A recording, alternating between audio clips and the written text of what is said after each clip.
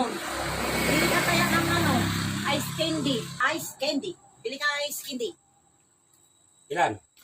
Bahala ka, basta bumili ka ng ice candy at ang kay init-init. Masarap magpalamig. A few moments later.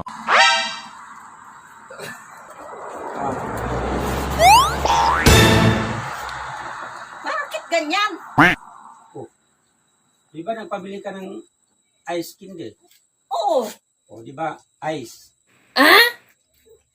Tapos ito candy.